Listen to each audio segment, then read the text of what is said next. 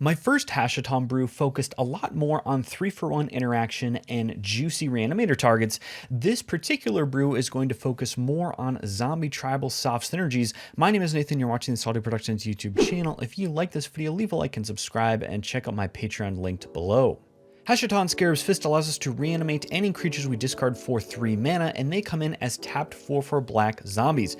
That's important for 2 reasons. First of all, we like the zombie creature type, and we're going to be leaning in zombie tribal synergies to get certain triggers, and also the creature cards remain in our graveyard to be reanimated later. So Hashaton actually just makes a token while the actual creature card goes into the graveyard, allowing us to continue to reanimate whatever we discard.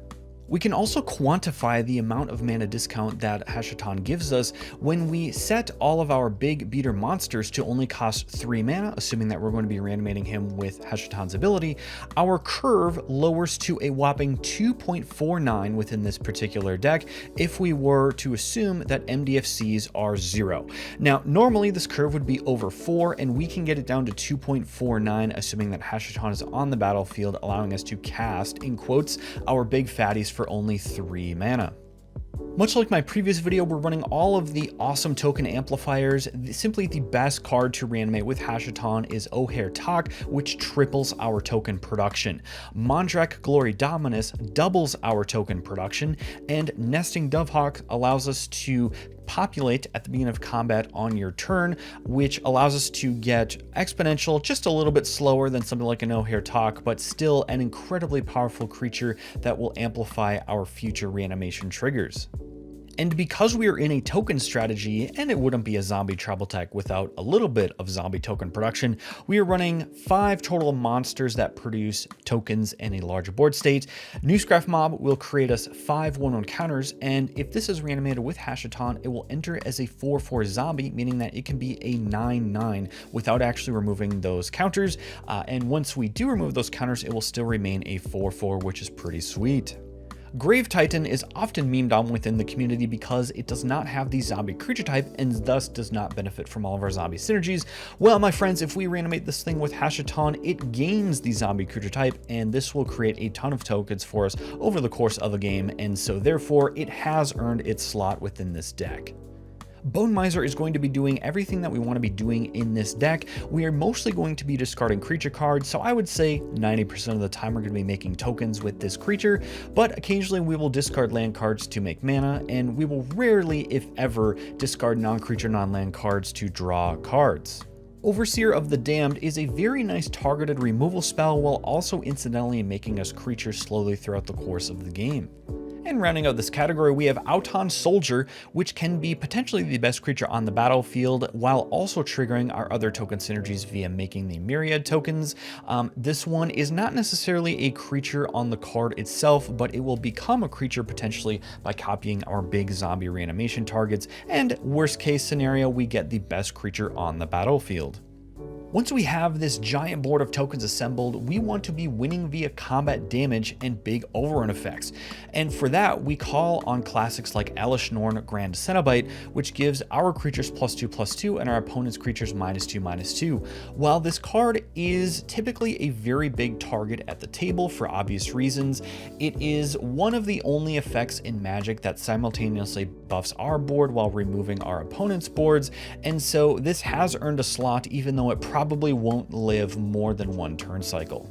Eternal Skylord gives our zombie tokens flying, and it incidentally makes a 2/2 zombie body, so this is going to be not very competitive if we were to cast it for 5 full mana, but if we're reanimating this thing for 3, I think it is enough value to warrant putting it in the deck, although I would say that this would be one of my potential swaps if you have a different zombie body that you want to shove in this deck, or anything that can give your creatures evasion. Eternal Skylord is mid-tier. Hordewing Scab is better than Eternal Skylord because it gives all of our zombies flying, and it also gives us a nice loot effect when one or more zombies we control deals combat damage to a player. Moonshaker Cavalry is here as a Crater Hoof effect to be an instant I win button. Sarah's emissary is pulling 2 duties. First, we are going to name creatures, which means that we have protection from creatures, which means we cannot be blocked by or dealt damage by creatures. Sarah's emissary is one of the only effects in the game that can give us both of these effects on one card, so we run this as a way to generate evasion to get through with our board, while also demanding an answer from our opponents because we can swing out and not have to worry about the crackback. Temet Noctimoon's Will was a recently printed card with an Aether Drift, which goes absolutely bonkers in this deck because it says whenever you draw a card, zombies you control get +1/+1 until end of turn. And I'll give you a big spoiler, folks, we are in a draw discard strategy, so we're able to draw multiple cards a turn, thus buffing our zombies by a crap load. We do run a few non-creature based overrun effects because they are the best in our colors. Akroma's Will is going to give us a ton of evasion and life gain. Banner of Kinship is going to be a giant overrun effect for our zombies. Coat of Arms is not as good as Banner of Kinship because it is symmetrical, meaning it buffs our opponent's boards, but it is still good enough to warrant a slot in the deck because we are going to use this as essentially an I win button, and theoretically our opponent should be dead once we swing out to win the game. Finally, Whir of Invention is going to most of the time be an 8-mana spell that we are going to use to search up Banner of Kinship. However, we are running a couple of artifact lands where we can pay 0 into X and tutor up an artifact land onto the battlefield for only 3 mana. My one burn spell I run in the deck, because it is very flavorful and on theme, is Calculating Lich. This is a zombie wizard. Whenever a creature attacks one of your opponents, that player loses 1 life, which allows your opponents to deal damage only to the other opponents, and we can of course trigger this with our wide board state, thus dealing out a ton of damage to our opponents while not requiring us to actually get in for the combat damage.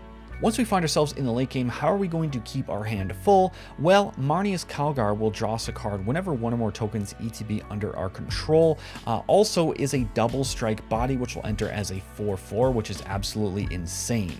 Nezi is in the deck because it both draws us cards and is a free discard outlet. I will admit the activated ability itself is a little steep in its cost. Discarding 3 cards is a pretty heavy price to pay. However, it is going to play into our Hashaton synergies and theoretically is going to be drawing us cards along the way. So this also removes our max hand size restriction and allows us to draw a ton of cards with the other creatures I'll discuss here in just a moment. One of those cards is Paul Jamar Illusionist, which will ETB and draw a card for each zombie we control. Normally in a zombie deck, this wouldn't be as good because it itself is not a zombie, but once again with Hashaton's ability, this thing will enter as a zombie, thus increasing the count by 1. Prophet of the Scarab will enter and draw cards equal to the number of zombies you control, or the number of zombie cards in your graveyard, whichever is greater, and is a zombie itself as a Vigilance 4/4 body. Also solid value here with Prophet of the Scarab. Sire of Stagnation is a budget version of Consecrated Sphinx. If I were running a full budget version for this deck, Consecrated Sphinx would probably be here in Sire of Stagnation's place, but I have noticed in gameplay that opponents will typically not skip their land drops in order to deny you the card draw unless it's like really late in the game.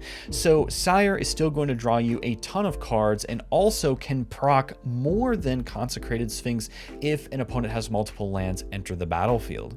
And last but certainly not least, we have one of the best card draw creatures in the deck, Titan of Lityara, because it will draw us a card when it ETBs or attacks for each other zombie we control, and if we do, we discard a card. So we both get tremendous card advantage and a free discard outlet on Titan of Lityara that can then be used the turns after. So if there was a card that was made for a Hashaton list, it is Titan of Lityara and is one of the best creatures to have on the battlefield with Hashaton. So we've talked a lot about offense today. Let's delve into some defense, with Noxious Ghoul being our only board wipe. Whenever it or another zombie ETBs, all non-zombie creatures get -1/-1 until end of turn. And of course, we are in a somewhat go wide strategy, so this will reliably proc for us and destroy our opponent's boards.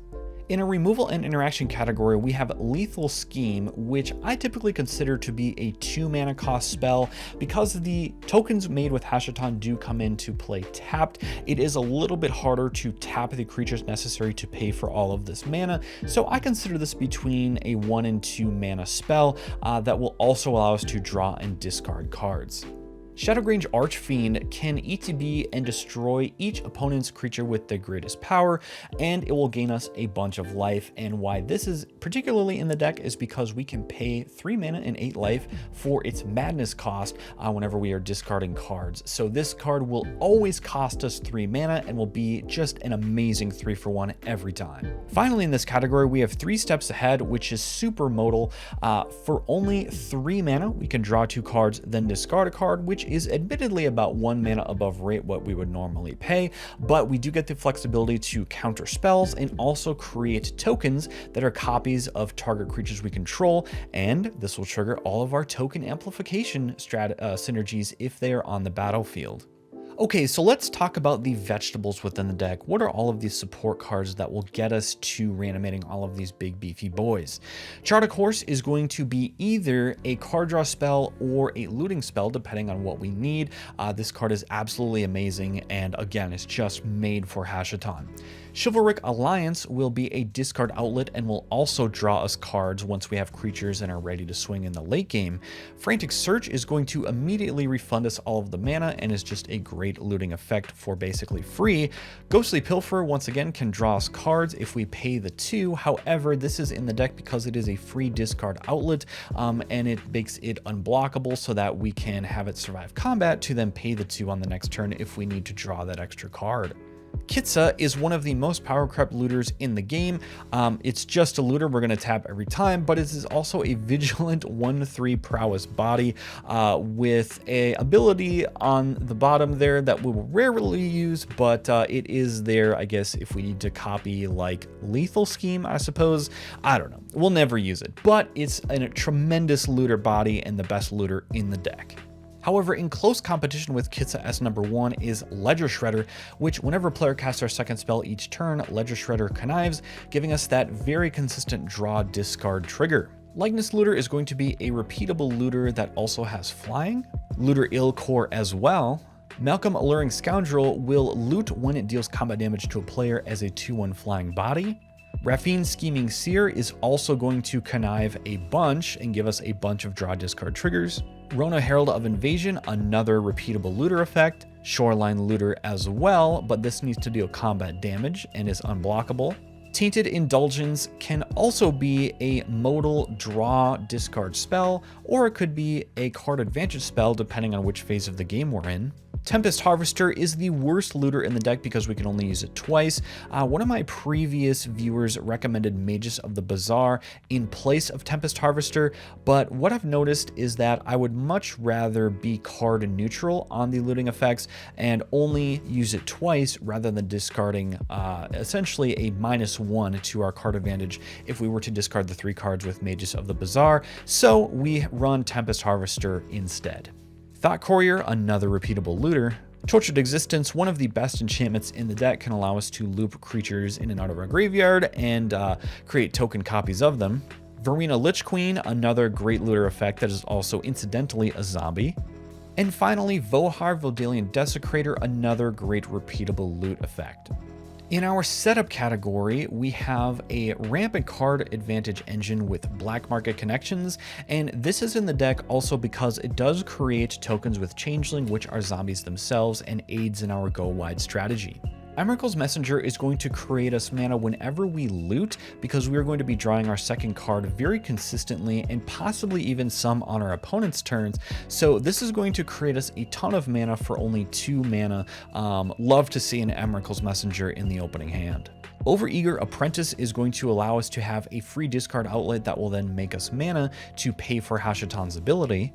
Patchwork Banner is going to be a nice buff and add 1 mana of any color for 3 mana. And then we are running Classic Soul Ring. Let's move on to our reanimation category, starting us off with Animate Dead, which will grab us any creature out of any graveyard and basically give it the enchantment creature type and -1/-0. This is generally just a great reanimation spell, ton of value, and it doesn't actually force us to lose the life from something like a Reanimate, which will be 1 mana cheaper, but will come with that life cost. Brought Back is an insane spell in this deck. It is double white pip, but we can actually loot away creature cards and then bring them back with Brought Back. So this is essentially an Animate Dead that can potentially reanimate another creature from your graveyard to the battlefield. Incarnation Technique allows us to mill 10 cards and return 2 of them to the battlefield because we're going to allow our opponents to get a copy of this every single time.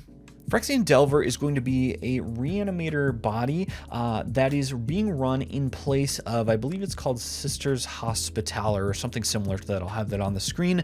Now, that card that I mentioned is going to allow us to gain life. However, we're sacrificing that life gain in place of flavor by Phyrexian Delver being a zombie itself and is just a little bit cheaper. Rot Hulk is going to be one of the best reanimation targets if we have a full graveyard, because this is going to return zombie cards from our graveyard to the battlefield. And finally, we have Victimize, which I'm always shocked is less than 50 cents.